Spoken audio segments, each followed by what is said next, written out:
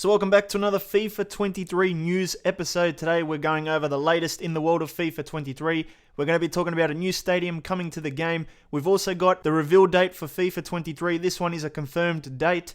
And we've also got to talk about the J-League and EA. That partnership is no more. If you enjoy the FIFA 23 news episodes, please leave a like for me. It always helps when you do that. And make sure you subscribe so you don't miss anything in the world of FIFA 23. So as you guys know, Nottingham Forest recently got promoted to the Premier League. And when you get promoted to the Premier League, that means you get your stadium in the game and also the face scans for the players. So I guess in FIFA 23, we're going to have the Nottingham Forest Stadium, and of course their players will be scanned. Alright, let's talk about the official reveal date or announcement date for FIFA 23. On June 9th, there's going to be a digital showcase that will feature Xbox, PlayStation, EA, Activision, and dozens more. So here is some of the details here. So it's going to start on June 9th at 11 AM PT, 2 PM ET and 6 PM GMT. You might have to convert that time to your local time. A list of companies participating in the main Summer Games Fest show follows below.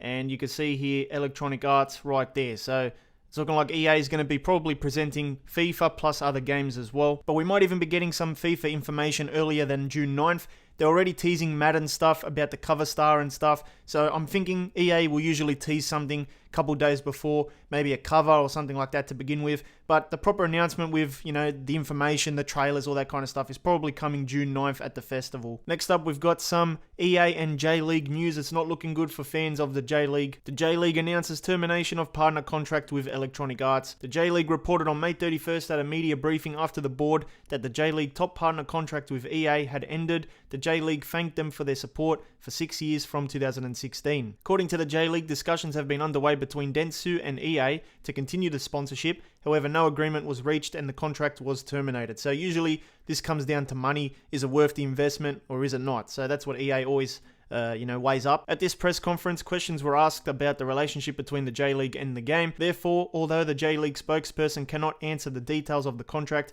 we will continue to work with Konami. We will continue to consider holding J-League events for Konami. It's not good news whenever you lose licenses and stuff, because obviously those teams go missing. You can't use them in career mode and the players go missing as well. So it's definitely confirmed that FIFA 23 will be the last EA Sports FIFA game. Of course, in the future we might have FIFA 25, FIFA 26, but they won't be made by EA Sports. FIFA 23 is the last one. They confirmed it with the tweet, join the club, learn more, July 2023. So it's going to become EA Sports FC, as you guys know. In the press release about EA Sports FC, EA did mention that they've still got one more game, which is of course FIFA 23. In one of the paragraphs, EA said that EA Sports FC will allow us to realise this future and much more, but not before we deliver our most expansive game ever with our current naming rights partner FIFA for one more year. We are committed to ensuring the next FIFA, which is FIFA 23, is our best ever. Well, of course, you would hope so. With more features, game modes, World Cup content, clubs, leagues, competitions, and players than any FIFA title before. So it's going to be the most expansive, but this is just stuff you would expect. More features, more modes, that kind of stuff. We do know World Cup DLC is coming anyway. A few months ago, it was teased by the club Arminia Bielefeld from Germany that some of their players did get scanned for FIFA 23, and we saw the players in the booth doing the photo shoot. They spread their arms out as well and stuff.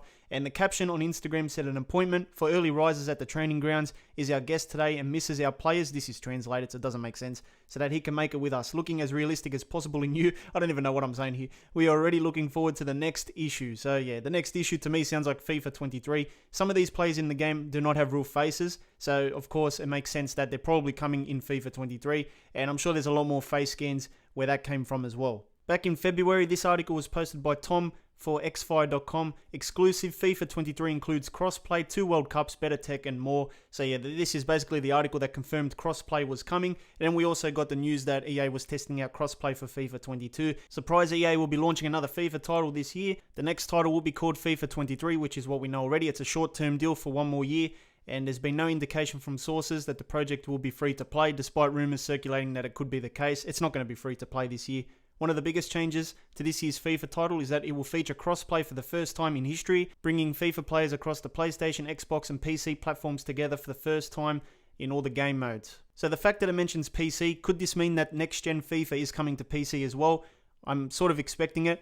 It says, in addition, FIFA 23 will contain both the men's and women's World Cups. That's pretty standard stuff because we always get the World Cup DLC and they do include the women's ones as well.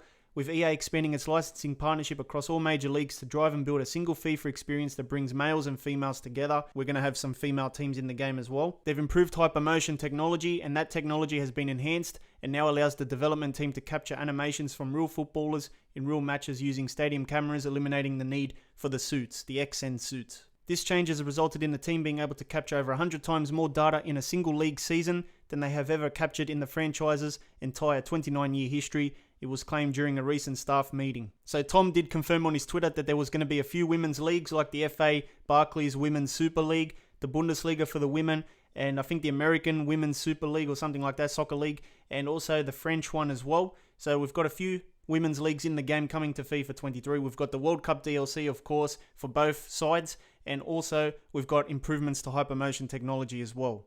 Now, we just spoke about women's leagues coming to the game, but EA is also going to bring some women faces into the game. They're probably going to be scanning a lot of women.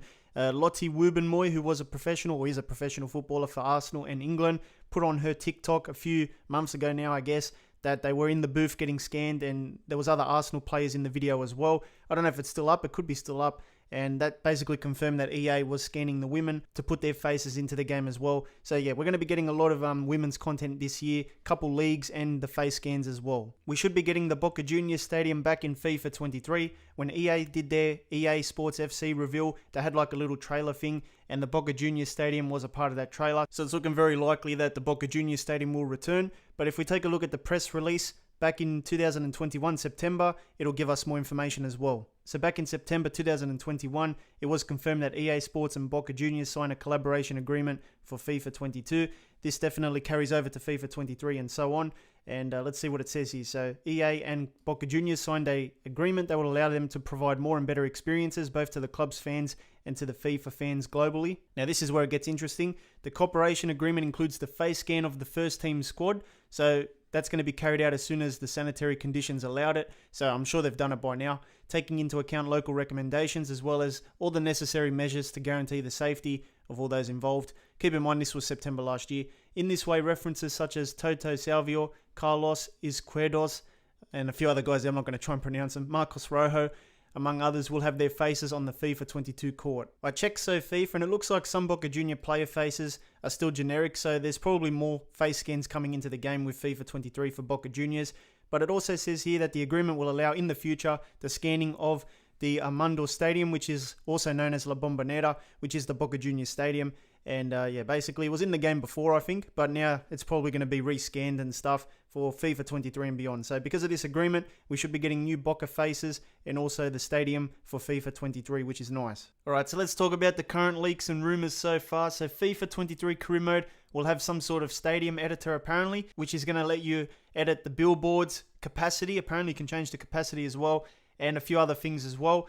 If they do it, I wish they would do it properly, like a full-on stadium creator where you can start from scratch, throw in the stands, throw in the grass color, all that kind of stuff, and create your own stadium. You can do this in other games as well. So I think EA should have like a full-on stadium creator. It would be very nice. And also the ability to upgrade stands would be nice. Not everyone wants to just work with the generic stadium. And then if you want to like upgrade a stand, you have to switch over to a bigger generic stadium. So hopefully this stadium editor or builder, whatever it's going to be called, is much better. I know we've already got some sort of like stadium thing in the game for career mode, but this sounds like it's going to the next level. They've improved it. It sounds like there's more customization, but still the ultimate goal is to have like a proper stadium creator where you can just start from scratch and build your own ground. We'll see what this new career mode stadium editor thing is going to be like. It sounds like an improvement, but don't get your hopes up, I guess. It hasn't been confirmed yet, but it's looking likely that the PC version of FIFA 23 could also have a next-gen version as well. You know how the PS4 has one, the PS5 has the next-gen version. I think the PC will allow you to have both depending on your minimum specs, because there's some people out there that have PCs that are literally better than a next-gen console, you know? So if you meet the requirements, you might be able to play next-gen FIFA on the PC. It's about time. It's been a couple years now since like FIFA 21 and stuff, so it's been like 2 or 3 years, and hopefully, you know, EA is going to give the PC people what they want. A lot of people play career mode on PC because you can mod the game better than you can on a PlayStation and stuff. But also, if they're bringing crossplay to FIFA 23 and it's going to be like proper crossplay, you would think that the PC would be a part of it. So you would think you'd get like a next-gen version of FIFA there as well. So we'll see what happens with this, but it's looking likely. Another thing we already know about FIFA 23 is Napoli will be unlicensed in the game. They have an exclusive long-term partnership with Konami, and they signed it last year. And the 2021-22 season was not exclusive, but from now on, from 22 to 23 onwards, the license is fully exclusive to the eFootball series. So yeah, we're going to be losing another Italian club. They're going to be like Roma, they're going to be like Juventus, fake in the game. You'll still get their players, but no stadium, of course. Not that we had it anyway, but no kits and all that kind of stuff. So it's going to be like a fake club. If you did enjoy the video, please leave a like for me. Make sure you subscribe for more FIFA 23 news and videos. I'll see you next time.